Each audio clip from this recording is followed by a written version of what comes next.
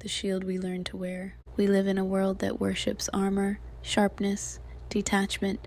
We are praised for being strong, as long as strong means cold, unbothered, untouched. You're told that feelings are liabilities, that crying is a weakness and empathy is naive. So we toughen up, we put on the face, we build walls out of sarcasm, out of stoicism, out of not needing anyone. We tell ourselves it's safer this way, and maybe it is, but safe isn't always alive, because I was never made for that. I used to think my softness was a flaw I needed to fix. I mistook empathy for weakness, vulnerability for failure, and my aching heart for a burden. So I buried it beneath quick wit and fake confidence and smiles that didn't reach my eyes. Because soft people get hurt, and I had already bled enough. The armor that cracks. But here's the thing about armor. It gets heavy. It starts to weigh you down in the places where you were meant to rise. It isolates you. It keeps you from being seen, but also from being held. And when you're armored all the time, even love feels like an attack. You forget how to receive tenderness. You flinch at kindness. You mistrust comfort. Because somewhere along the way, you started to believe that to be soft was to be unsafe. But the truth is, the armor didn't save me. It just closed the door on everything that made me human. It turned my heart into a locked room, kept out the bad but also the good. You can't numb pain without numbing joy. You can't protect yourself from heartbreak without also guarding against connection. And somewhere in that silence, in that sterile self-protection, I heard a voice. Tiny, shaking, but brave. I missed the way I used to feel everything. Even pain was proof that I was alive. Even tears were a sign I hadn't shut down completely. I realized the cost of invincibility. It was aliveness. It was presence. It was connection. The power in softness.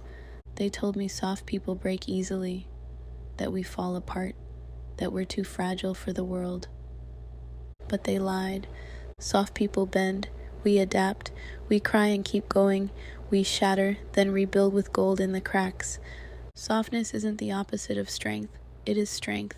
It's what allows us to feel deeply and still show up, to get knocked down emotionally and still choose to stay open. Being soft means I see people, really see them, their pain, their hope, their complexity. It means I can sit with someone in silence and hold space for their heartbreak without rushing to fix it. It means I don't turn away from suffering, mine or anyone else's. And that is not weakness. That is courage in its purest form. Quiet, persistent, unyielding. It's the kind of strength that doesn't need to shout. The kind that shows up, not to dominate, but to stay. The lies we unlearn. There's a lie we're fed, that in order to be safe, we must be hard. That the world will eat us alive if we let it see we care.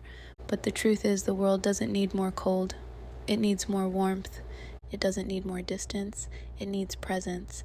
And the ones who change things, who build bridges, who break generational curses, who love people back to life, those are the soft ones. The world needs softness desperately, but that means we have to unlearn the lie that crying makes you weak, that caring too much is foolish, that boundaries mean rejection, that showing love is risky, that being gentle makes you a target. That's the script we're handed, but I'm rewriting mine. Because there is power in presence, and softness is presence, unapologetically alive. Reclaiming softness. I am not ashamed of my softness anymore. I don't apologize for the way I cry in movies, the way I hold strangers' pain like it's sacred, the way I believe in second chances, because it means I can still feel, still hope, still love, and in a world that begs us to go numb, that is a radical act. I would rather break open than live closed.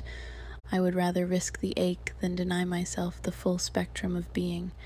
Because to be alive doesn't mean being untouched. It means being willing to be moved, to be changed, to stand in the fire and still choose tenderness, the deeper strength. Strength is not the absence of pain. It's the ability to hold it without losing who you are. Softness is the strength that stays with the suffering instead of walking away. It's the strength that speaks up gently when others scream. It's the strength to say, I care, even when it's not cool. It's the strength to say, I feel this, even when everyone else looks away. It's the strength to be the first to say, I'm sorry, or I love you, or that hurt me. It's the strength to show up even when you're scared, even when your hands are shaking, even when your voice trembles. And if that's not strength, what is? To those who feel too much. This is for the soft hearts, the ones who feel everything, the ones who cry at kindness and ache at injustice, the ones who break easily but rise even softer. You are not too much. You are not too sensitive. You are not too emotional. You are awake, and that is a gift. You are not broken for needing love. You are not foolish for offering it freely. You are exactly what the world needs, alive, aware, unhardened. You are the quiet revolution this world doesn't see coming. A new definition. So here's what I know now. Soft doesn't mean weak. It means I survived with my heart intact.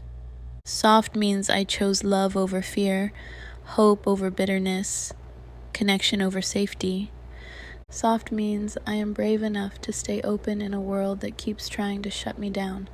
Soft means I am still alive and still willing to be moved by the beauty and the ache of it all. I'm not here to be untouchable. I'm here to be fully present, to feel, to care, to connect, to love, to say, this is me, open-hearted and all. This is what strength looks like.